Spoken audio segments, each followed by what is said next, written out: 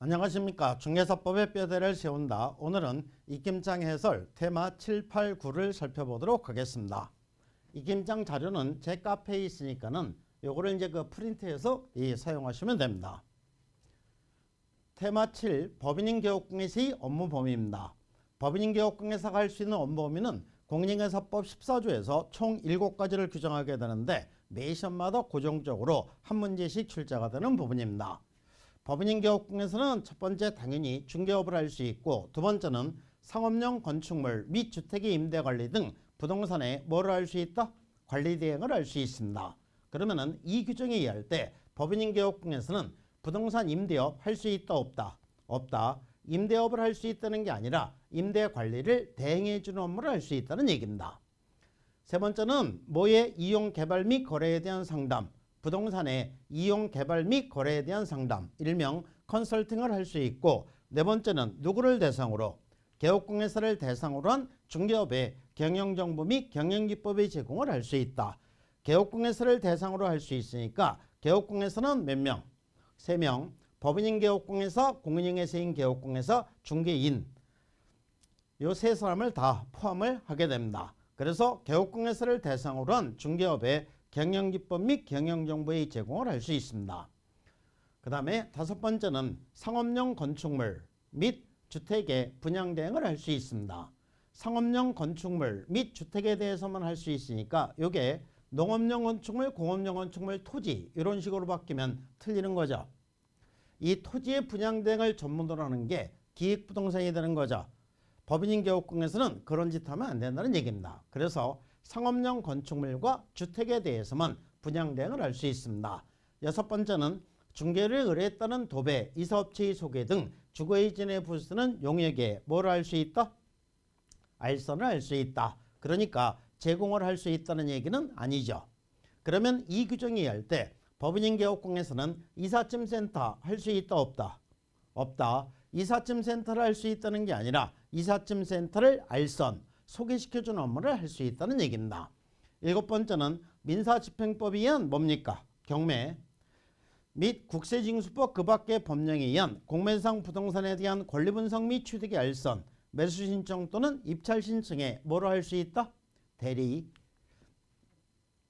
그래서 이제 법인인 개업공예사는 이 7가지 업무를 할 수 있는데, 이 7가지 법인인 개업공예사가 할 수 있느냐 없느냐, 이렇게 해서 이제 매 시험마다 한 문제씩 출제가 되는 이런 부분에 해당이 됩니다. 그 다음에 이제 개업공예사의 고용인입니다. 고용인 하면은 소속공예사와 중개보조원을 합쳐서 개업공예사의 고용인이라고 부르게 됩니다. 공인중개사 법령은 고용인의 업무상 행위로 인해서 의뢰인을 보호하고자 그를 고용한 개업공예사의 책임을 규정하게 됩니다. 여기에 대해서 공인중개사 법령은 고용인의 업무상 행위는 그를 고용한 개업공예사 행위를 어떻게 한다? 본다라고 규정하게 됩니다. 본다 같은 뜻은 간주한다 이 뜻이 되겠죠. 그러니까 추정한다 이렇게 가면 X가 되는 겁니다.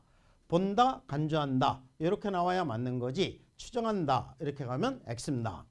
그래서 이 일반적으로 책임이라고 했을 때는 민사, 형사, 행정상의 책임이 되는 거죠. 그래서 고용인의 업무상 행위가 민사상 손해배상 책임에 해당이 되는 경우에 그를 고용한 개업공예사는 연대해서 손해배상 책임을 지게 됩니다. 또한 고용인의 업무상 행위로 인해서 그를 고용한 개업공예사가 의뢰인에게 손해배상을 했을 때 개업공예사는 고용인에게 구상권 행사할 수 있다 없다? 구상권 행사할 수 있다 이렇게 되겠죠. 또한 고용인의 업무상 행위가 형사책임에 해당이 되는 경우에 그를 고용한 개업공예사는 어떻게? 동조에 규정된 벌금형으로 처벌한다 해서 행위자를 벌하는 외에 그를 고용한 개업공예사도 같이 처벌하는 양벌 규정으로 두고 있습니다. 동조에 규정된 벌금형으로 처벌한다는 것은 벌금형에 대한 뭐 같은 거다? 법정형, 법에서 규정된 형이 동일하다는 얘기지 똑같은 액수의 벌금을 선고해야 된다는 것은 아니다. 여기서는 양벌 규정이 적용이 되는데 양벌 규정에서는 1, 2, 3, 4 네 가지를 주의해서 알아두셔야 되겠죠. 첫 번째, 양벌 규정은 어디에서만? 행정형벌에서만 양벌 규정이 적용이 되는 겁니다. 3-3, 1-1 행정형벌에서만 양벌 규정이 적용이 되는 것이지 행정질서벌, 과태료 처분에서는 양벌 규정 적용되지 않는다. 두 번째, 동조에 규정된 벌금형으로 처벌한다는 것은 벌금형에 대한 뭐와 같은 거다? 법정형, 법에서 규정된 형이 동일하다는 얘기지 똑같은 액수의 벌금을 선고해야 된다는 것은 아니다. 세 번째, 이 양벌 규정에서는 뭐가 있다? 단서 규정이 있어서 단 개업공예사가 고용인의 위반 행위를 방지하기 위해서 해당 업무에 관하여 상당한 주의와 감독을 게을리하지 아니한 경우는 그러하지 아니하다. 네 번째, 양벌 규정에 따라서 그를 고용한 개업공예사가 300만 원 이상의 벌금형을 선고받았을 때 결격사에 해당된다 안 된다? 안 된다. 요거 네 가지를 주의해서 알아두시면 됩니다. 또한 고용인의 업무상해가 행정상해 책임에 해당이 되는 경우에 고용인이 행정상해 책임을 지는 데는 한계가 있게 되겠죠. 고용인은 등록한 사람 안 한 사람 안 한 사람 그렇기 때문에 고용인한테 등록 취소 업무정지 처분할 수는 없는 겁니다. 다만 소속공에서는 자격증이 있으니까 자격 취소 자격 정지 처분을 받을 수 있겠죠. 그럴 때 그를 고용한 개업공예사가 대신해서 행정상해 책임을 지게 됩니다. 대신해서 행정상해 책임을 지게 되는데 고용인의 업무상 행위로 인해서 그를 고용한 개업공예사에게 왜 이와 같은 과중한 책임을 부담을 시키느냐. 그만큼 의뢰인을 두텁게 보호하기 위한 측면으로 이해할 수 있는 것이고 또한 고용인이 잘못하면 개업공예사 너도 이와 같은 책임을 지니까는 책임지지 않으려면 어떻게 해라. 고용인에 대한 관리 감독을 철저히 하라는 이와 같은 의미가 포함이 되어 있는 겁니다. 그 다음에 인장 등록입니다. 인장 등록에서는 등록 회의들 인장과 인장 등록 절차 요거를 이제 잘 구별해서 알아두시면 되는데 먼저 등록 회의들 인장은 법인인 개업공에서는 주된 사무소에서는 상업등기규칙에 의해서 신고한 누구의 인장? 법인의 인장을 등록을 해야 됩니다.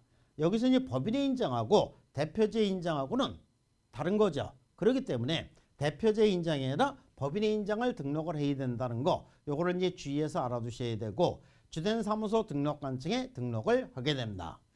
분사무소에서는 둘 중에 하나를 등록하면 되는데 이 주된 사무소와 마찬가지로 상업등기규칙에서 신고한 법인의 인장을 등록해도 되고 그런데 이제 도장 하나를 두 군데서 등록해서 사용하면 불편하겠죠. 불편하면 상업등기규칙에 의해서 대표자가 보증하는 인장을 등록해서 사용해도 된다. 그러니까 법인의 분사무소는 둘 중에 하나 등록하면 되니까 하나만 얘기하고 단정적인 말이 들어가면 X가 되겠죠.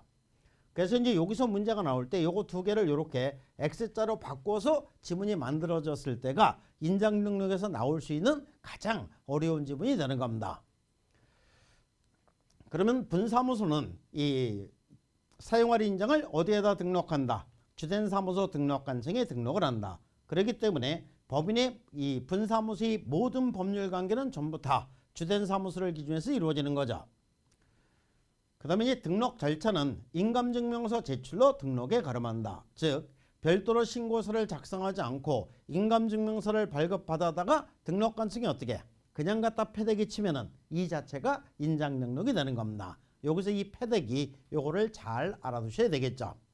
그 다음에 이제 개인인 개업공예사와 소속공예사 이렇게 되는데 소속공예사는 종업원인데도 불구하고 인장을 등록한다는 특징이 있게 되는 거죠. 그래서 이제 개인인 개업공예사와 소속공예사는 가족관계 등록부나 주민등록표에 기재되어 있는 뭐가 나타난 인장, 성명이 나타난 인장으로서 그 크기가 가로 세로 각각 7mm 이상 30mm 이내의 인장을 등록을 해야 됩니다. 등록해야 되는 장소는 개인인 개업공예사는 당연히 등록관청이 되고 소속공예사는 종업원이니까 사장님 또 쫓아가는 거죠. 그래서 개업공예사 등록관청에 등록을 해야 됩니다. 등록 절차는 이 인장 등록 신고서를 제출하도록 규정이 되어 있습니다. 이렇게 해서 이제 그 등록 회의들 인장과 인장 등록 절차 요거를 이제 잘 구별해서 알아두시면 되는 겁니다. 이렇게 해서 오늘은 이 익힘장 테마 7, 8, 9를 살펴봤습니다. 감사합니다.